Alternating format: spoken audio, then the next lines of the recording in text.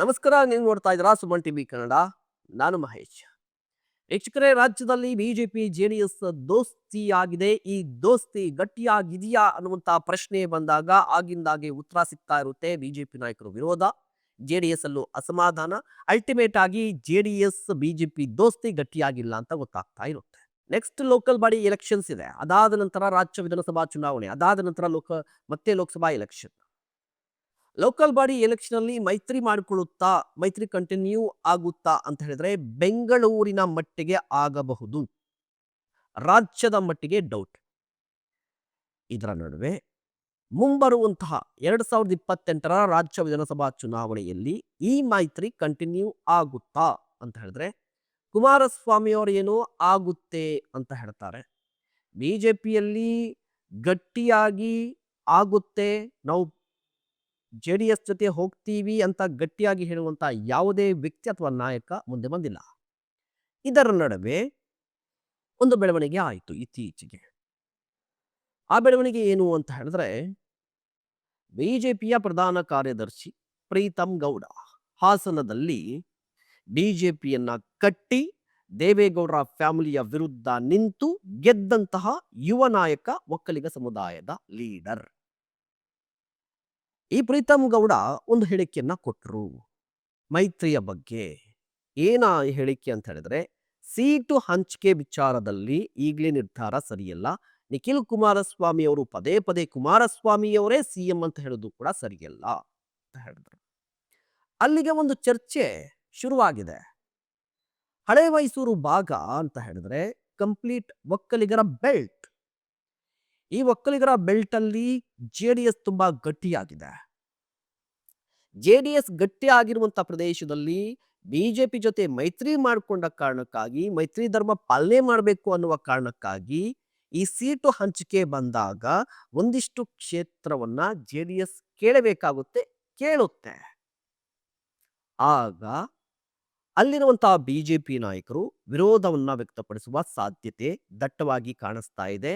ವಿರೋಧವನ್ನ ವ್ಯಕ್ತಪಡಿಸ್ತಾ ಇದ್ದಾರೆ. ಆ ರೀತಿಯ ಸೂಚನೆ ಕೂಡ ಈಗ ಸಿಕ್ಕಿದೆ. ಪ್ರೀತಮ್ ಗೌಡ್ರು, ನಾರಾಯಣಗೌಡರು ಈಗಾಗಲೇ ವಿರೋಧವನ್ನ ವ್ಯಕ್ತಪಡಿಸಿದ್ದಾರೆ. ಹಾಗಾದ್ರೆ ಮೈತ್ರಿಯ ಕತೆ ಮುಂದೇನಾಗುತ್ತೆ? ಪ್ರೀತಮ್ ಗೌಡ ವಿಚಾರಕ್ಕೆ ಸಂಬಂಧಪಟ್ಟಂತೆ ಒಂದು ರಾಜಕೀಯ ವಲಯದಲ್ಲಿ ಒಂದು ಚರ್ಚೆ ಶುರುವಾಗಿದೆ. ಆ ಚರ್ಚೆ ಏನು ಅನ್ನೋದರ ಕಂಪ್ಲೀಟ್ ರಿಪೋರ್ಟ್ ಅನ್ನ ಕೊಡ್ತಾ ಹೋಗ್ತೀನಿ. ಅದಕ್ಕೂ ಮುನ್ನ ನೀವಿನ್ನೂ ನಮ್ಮ ಚಾನಲ್ ಅನ್ನ ಸಬ್ಸ್ಕ್ರೈಬ್ ಮಾಡಿಲ್ಲ ಅಂದ್ರೆ ದಯವಿಟ್ಟು ಈ ಕೂಡಲೇ ಸಬ್ಸ್ಕ್ರೈಬ್ ಮಾಡಿ. ಪ್ರೀತಮ್ ಗೌಡ ವಿಚಾರಕ್ಕೆ ಸಂಬಂಧಪಟ್ಟಂತೆ ರಾಜಕೀಯ ವಲಯದಲ್ಲಿ ಒಂದು ಚರ್ಚೆ ಆಗ್ತಾ ಇದೆ. ಆ ಚರ್ಚೆ ಯಾಕೆ ಬಂದಿದೆ ಅಂತ ಹೇಳ್ತೀನಿ. ಅದಕ್ಕೂ ಮುನ್ನ ಒಂದು ಉದಾಹರಣೆಯನ್ನ ಕೊಡ್ತೀನಿ. ಏನಾ ಉದಾಹರಣೆ ಅಂತ ಹೇಳಿದ್ರೆ, ಎಸ್.ಟಿ. ಸೋಮಶೇಖರ್ ಯಶವಂತಪುರ ವಿಧಾನಸಭಾ ಕ್ಷೇತ್ರದ ಹಾಲಿ ಶಾಸಕರು, ಮಾಜಿ ಸಚಿವರು. ಎಸ್.ಟಿ. ಸೋಮಶೇಖರ್ ಅವರು ಕಾಂಗ್ರೆಸ್ನಲ್ಲಿ ಇದ್ದವರು. ಅದಾದ ನಂತರ ಬಿಜೆಪಿಗೆ ಹೋದ್ರು, ಬಿಜೆಪಿಯಲ್ಲಿ ಗೆದ್ದಿದ್ದಾರೆ. ಆದ್ರೆ ಬಿಜೆಪಿಯಲ್ಲಿ ಮಾನಸಿಕವಾಗಿ, ದೈಹಿಕವಾಗಿ ಇಲ್ಲ. ಕಾರಣ ಏನು ಅಂತ ಹೇಳಿದ್ರೆ, ಎಸ್.ಟಿ. ಸೋಮಶೇಖರ್ ಇಷ್ಟು ವರ್ಷಗಳ ಕಾಲ ಹೋರಾಟವನ್ನ ಮಾಡ್ಕೊಂಡು ಬಂದಿದ್ದು ಜೆಡಿಎಸ್ ವಿರುದ್ಧ. ಯಶವಂತಪುರ ವಿಧಾನಸಭಾ ಕ್ಷೇತ್ರ ಅಂತ ಬಂದಾಗ ಎಸ್.ಟಿ. ಸೋಮಶೇಖರ್ ಅವರ ವಿರುದ್ಧ ರಾಜಕೀಯ ಎದುರಾಳಿ ಯಾರು ಅಂತ ಹೇಳಿದ್ರೆ ಜೆಡಿಎಸ್ನ ಕ್ಯಾಂಡಿಡೇಟ್, ಜೆಡಿಎಸ್ನ ನಾಯಕ. ಆ ಜೆಡಿಎಸ್ ವಿರುದ್ಧ ಇಷ್ಟು ವರ್ಷಗಳ ಕಾಲ ಹೋರಾಟ ಮಾಡ್ಕೊಂಡು ಬಂದಂತಹ ಎಸ್.ಟಿ. ಸೋಮಶೇಖರ್ ಏಕಾಏಕಿಯಾಗಿ ಜೆಡಿಎಸ್ ಜೊತೆಗೆ ಮೈತ್ರಿ ಆದ ನಂತರ ಬಿಜೆಪಿಯಿಂದ ದೂರ ಉಳಿದಿದ್ದಾರೆ, ಕಾಂಗ್ರೆಸ್ಗೆ ಹತ್ರ ಆಗ್ತಾ ಇದ್ದಾರೆ. ಅಂದ್ರೆ ಈ ಅವಧಿಯ ನಂತರ ಎಸ್.ಟಿ. ಸೋಮಶೇಖರ್ ಅವರು ಕಾಂಗ್ರೆಸ್ಗೆ ಹೋಗೋದು 100ಕ್ಕೆ 1000% ಸತ್ಯ. ಕಾರಣ ಏನು ಅಂತ ಹೇಳಿದ್ರೆ, ಈಗ ಜೆಡಿಎಸ್ ಜೊತೆಗೆ ಮೈತ್ರಿ ಆಗಿರುವ ಕಾರಣಕ್ಕಾಗಿ ಜೆಡಿಎಸ್ ಮುಂದಿನ ಚುನಾವಣೆಯಲ್ಲಿ ಯಶವಂತಪುರ ವಿಧಾನಸಭಾ ಕ್ಷೇತ್ರವನ್ನ ಜೆಡಿಎಸ್ ಕೇಳುತ್ತೆ. ಆಗ ಎಸ್.ಟಿ. ಸೋಮಶೇಖರ್ ಅವರ ಕತೆ ಏನು, ರಾಜಕೀಯ ಭವಿಷ್ಯವೇನು ಅಂತ ಪ್ರಶ್ನೆ ಬರುತ್ತಲ್ವಾ. ಆ ಕಾರಣಕ್ಕಾಗಿ ಅವರು ಕಾಂಗ್ರೆಸ್ಗೆ ಹೋಗ್ತಾರೆ. ಇದು ಒಂದು ಎಕ್ಸಾಂಪಲ್. ಯಶವಂತಪುರಕ್ಕೆ ಸಂಬಂಧಪಟ್ಟದ್ದು, ಎಸ್.ಟಿ. ಸೋಮಶೇಖರ್ಗೆ ಸಂಬಂಧಪಟ್ಟದ್ದು. ಅದೇ ರೀತಿಯ ಪರಿಸ್ಥಿತಿ ಹಾಸನದಲ್ಲಿ ಇದೆ. ಹಾಸನ ವಿಧಾನಸಭಾ ಕ್ಷೇತ್ರಕ್ಕೆ ಸಂಬಂಧಪಟ್ಟಂತೆ ಪ್ರೀತಮ್ ಗೌಡ್ರು ಬಿಜೆಪಿಯ ಅಭ್ಯರ್ಥಿ ಹೌದು. ಅದೇ ಸಂದರ್ಭದಲ್ಲಿ ಜೆಡಿಎಸ್ ವಿರುದ್ಧ, ಮುಖ್ಯವಾಗಿ ದೇವೇಗೌಡರ ಫ್ಯಾಮಿಲಿಯ ವಿರುದ್ಧ, ಅತಿ ಮುಖ್ಯವಾಗಿ ಎಚ್.ಡಿ. ರೇವಣ್ಣ ಫ್ಯಾಮಿಲಿಯ ವಿರುದ್ಧ ಹೋರಾಟವನ್ನ ಮಾಡ್ಕೊಂಡ್ ಬಂದಿದ್ದು. ಹಾಸನ ಅಂತ ಹೇಳಿದ್ರೆ ಜೆಡಿಎಸ್ನ ಭದ್ರಕೋಟೆ, ಅದರಲ್ಲೂ ದೇವೇಗೌಡರ ಭದ್ರಕೋಟೆ, ಒಕ್ಕಲಿಗ ಮತದಾರರು ಹೆಚ್ಚಿನ ಪ್ರಮಾಣದಲ್ಲಿ ಇರೋದು. ಅದೇ ಸಂದರ್ಭದಲ್ಲಿ ದೇವೇಗೌಡರ ಚಾರ್ಮ್, ಎಚ್ ಡಿ ಕುಮಾರಸ್ವಾಮಿ ಅವರ ಪ್ರಭಾವ, ಎಚ್ ಡಿ ರೇವಣ್ಣ ಅವರ ಅಸ್ತಿತ್ವ, ಎಲ್ಲಾ ಕಾರಣಕ್ಕಾಗಿ ಇಡೀ ಹಾಸನ ಜೆಡಿಎಸ್ ಮಯ ಆಗಿರುವಂಥದ್ದು. ಆ ಸಂದರ್ಭದಲ್ಲಿ ಅಥವಾ ಆ ಪರಿಸ್ಥಿತಿಯಲ್ಲೂ ಕೂಡ ಪ್ರೀತಮ್ ಗೌಡ ಒಂದು ಕಮಾಲ್ ಅನ್ನ ಮಾಡಿಬಿಡ್ತಾರೆ. ಯಾರು ನಿರೀಕ್ಷೆ ಮಾಡದ ರೀತಿಯಲ್ಲಿ ದೇವೇಗೌಡರ ಫ್ಯಾಮಿಲಿಯ ವಿರುದ್ಧ, ಜೆಡಿಎಸ್ ವಿರುದ್ಧ ನಿಂತು ಗೆದ್ದು ತೋರಿಸ್ತಾರೆ. ಕಳೆದ ವಿಧಾನಸಭಾ ಚುನಾವಣೆಯಲ್ಲಿ 2023ರ ವಿಧಾನಸಭಾ ಚುನಾವಣೆಯಲ್ಲೂ ಕೂಡ ಜಿದ್ದಾಜಿದ್ದಿ ಇದ್ದದ್ದು ಅಲ್ಲಿ ಯಾರ ನಡುವೆ ಅಂತ ಹೇಳಿದ್ರೆ ಬಿಜೆಪಿ ವರ್ಸಸ್ ಜೆಡಿಎಸ್ ಅಂತಾನೆ ಜಿದ್ದಾಜಿದ್ದಿ ಇತ್ತು. ಸೊ ಈ ಜಿದ್ದಾಜಿದ್ದಿ ಇರುವ ಈ ಕ್ಷೇತ್ರದಲ್ಲಿ ಪ್ರೀತಮ್ ಗೌಡ್ರು ಜೆಡಿಎಸ್ ಪರವಾಗಿ ಎಂದೂ ಕೂಡ ಮಾತನಾಡಿಲ್ಲ. ಮೊನ್ನೆ ನಡೆದಂತ ಅಥವಾ 2024ರ ಲೋಕಸಭಾ ಚುನಾವಣೆಯಲ್ಲೂ ಕೂಡ ಪ್ರೀತಮ್ ಗೌಡ್ರು ಎನ್-ಡಿ-ಎ ಅಭ್ಯರ್ಥಿಯಾಗಿದ್ದಂತಹ ಪ್ರಜ್ವಲ್ ರೇವಣ್ಣ ಪರವಾಗಿ ಕೆಲಸ ಮಾಡಲಿಲ್ಲ. ಜೆಡಿಎಸ್ ಬಿಜೆಪಿ ಮೈತ್ರಿ ಆಗಿತ್ತು, ಆದರೂ ಕೂಡ ಅಲ್ಲಿ ಅಧಿಕೃತ candidate Prajwal Revanna, N-D-A candidate, ಅವರ ಪರವಾಗಿ ಕೆಲಸ ಮಾಡಲಿಲ್ಲ. ಅವರ ವಿರುದ್ಧವಾಗಿ ಮಾತನಾಡಿದ್ರು. ಮತ್ತೆ ಮೂಡ ಹಗರಣಕ್ಕೆ ಸಂಬಂಧಪಟ್ಟಂತೆ ಎನ್-ಡಿ-ಎ ನಾಯಕರು, ಬಿಜೆಪಿ ಜೆಡಿಎಸ್ ನಾಯಕರು ಪಾದಯಾತ್ರೆಯನ್ನ ಕೈಗೊಂಡಿದ್ರು ಮೈಸೂರಿಗೆ. ಅದರ ಉಸ್ತುವಾರಿಯನ್ನ ಪ್ರೀತಮ್ ಗೌಡ ವಹಿಸಿಕೊಂಡಿದ್ರು. ಅದರ ಮೀಟಿಂಗ್ಗಳನ್ನ ಪ್ರೀತಮ್ ಗೌಡ ಆಯೋಜನೆ ಮಾಡ್ತಾ ಇದ್ರು. ಆದ್ರೆ ಏಕಾಏಕಿಯಾಗಿ ಕುಮಾರಸ್ವಾಮಿ ಅವರು ಸಿಟ್ಟಾಗಿದ್ದು ಎಲ್ಲರಿಗೂ ಗೊತ್ತಿದೆ. ನಮ್ಮ ಕುಟುಂಬದ ಸರ್ವನಾಶವನ್ನ ಕೋರಿದಂತ ವ್ಯಕ್ತಿಯ ನೇತೃತ್ವದಲ್ಲಿ, ಆತನ ಉಪಸ್ಥಿತಿಯಲ್ಲಿ ನಾವು ಯಾಕೆ ಈ ಪಾದಯಾತ್ರೆಯನ್ನ ಮಾಡಬೇಕು, ಅವನಿರುವಂತಹ ಸ್ಟೇಜ್ ಅಲ್ಲಿ ನಾನು ಯಾಕೆ ಹತ್ತಬೇಕು ಅನ್ನುವ ರೀತಿಯಲ್ಲಿ ಗರಂ ಆಗ್ಬಿಟ್ಟಿದ್ರು ಪ್ರೀತಮ್ ಗೌಡ ವಿರುದ್ಧ. ಇದೇ ಕಾರಣಕ್ಕಾಗಿ ಆ ಯಾತ್ರೆ ಕಂಪ್ಲೀಟ್ ಆಗೋವರೆಗೂ ಕೂಡ ಪ್ರೀತಮ್ ಗೌಡ ದೂರ ಉಳಿದಿದ್ರು. ಅಂದ್ರೆ ನೆಕ್ಸ್ಟ್ ಬರುವಂತ 2028ರ ವಿಧಾನಸಭಾ ಚುನಾವಣೆಯಲ್ಲಿ ಹಾಸನ ಅಂತ ಬಂದ್ರೆ ಜೆಡಿಎಸ್ ಕಂಪ್ಲೀಟ್ ಆಗಿ ಅಲ್ಲಿರುವಂತ ಎಲ್ಲಾ ಕ್ಷೇತ್ರವನ್ನ ವಶಪಡಿಸಿಕೊಳ್ಳುವ ಸಾಧ್ಯತೆ ಇದೆ, ಕ್ಲೈಮ್ ಮಾಡುವ ಸಾಧ್ಯತೆ 100% ಇದೆ.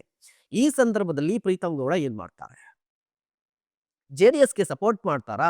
ಸಾಧ್ಯನೇ ಇಲ್ಲ. ಹಾಗಾದ್ರೆ ಅವರ ಮುಂದೆ ಇರುವಂತ ಆಯ್ಕೆ ಕಾಂಗ್ರೆಸ್. ಪ್ರೀತಮ್ ಗೌಡ ಕಾಂಗ್ರೆಸ್ಗೆ ಸೇರ್ಪಡೆ ಆಗ್ತಾರೆ ಮುಂದಿನ ವಿಧಾನಸಭಾ ಚುನಾವಣೆ ಹಂತದಲ್ಲಿ. ಈ ಚರ್ಚೆ ಕೇವಲ ನಮ್ಮ ವಲಯದಲ್ಲ, ಹಾಸನದಲ್ಲೇ ನಡೀತಾ ಇದೆ. ಹಾಸನದಲ್ಲೂ ಇದರ ಬಗ್ಗೆ ಚರ್ಚೆ ನಡೀತಾ ಇದೆ. ಮುಖ್ಯವಾಗಿ ಪ್ರೀತಮ್ ಗೌಡ ಅವರ ಬೆಂಬಲಿಗರೇ ಈ ಮಾತನ್ನಾಡ್ತಾ ಇದ್ದಾರೆ. ಮುಂದಿನ ವಿಧಾನಸಭಾ ಚುನಾವಣೆಗೆ ಪ್ರೀತಮ್ ಗೌಡ ಕಾಂಗ್ರೆಸ್ನಿಂದ ಸ್ಪರ್ಧೆ ಮಾಡ್ತಾರೆ ಅಂತ ಹೇಳಿ. ಹಾಗಾದ್ರೆ ಈ ರಣತಂತ್ರವನ್ನ ರೂಪಿಸ್ತಾ ಇರೋದು ಯಾಕೆ ಅಂತ ಹೇಳಿದ್ರೆ, ಪ್ರೀತಮ್ ಗೌಡ ಅವರಿಗೆ ರಾಜಕೀಯ ಭವಿಷ್ಯದ ಕಾರಣಕ್ಕಾಗಿ ಕಾಂಗ್ರೆಸ್ ಅನ್ನ ಬಿಟ್ರೆ ಬೇರೆ ಆಯ್ಕೆ ಇಲ್ಲ. ಬಿಜೆಪಿ ಇಂದ ಟಿಕೆಟ್ ಸಿಗುತ್ತಾ ಅಂದ್ರೆ ಇಲ್ಲ, ಚಾನ್ಸ್ ಇಲ್ಲ. ಜೆಡಿಎಸ್ಗೆ ಕ್ಷೇತ್ರ ಹೋಗುತ್ತೆ. ಜೆಡಿಎಸ್ ಅಭ್ಯರ್ಥಿನ ಯಾಕೆ ಗೆಲ್ಲಿಸ್ತಾರೆ ಪ್ರೀತಮ್ ಗೌಡ? ಇನ್ನು ಯಂಗ್ಸ್ಟರ್, ಕಾಂಗ್ರೆಸ್ಗೆ ಹೋಗ್ಬೇಕಾಗುತ್ತೆ. ಇದ್ರ ಜೊತೆಗೆ ಕಾಂಗ್ರೆಸ್ಸೇ ಯಾಕೆ, ಪಕ್ಷೇತರ ನಿಲ್ಬೋದಲ್ವಾ ಅಂತ ಬರುತ್ತೆ. ಕಾಂಗ್ರೆಸ್ಸೇ ಯಾಕೆ ಅಂತ ಹೇಳಿದ್ರೆ ಡಿ ಕೆ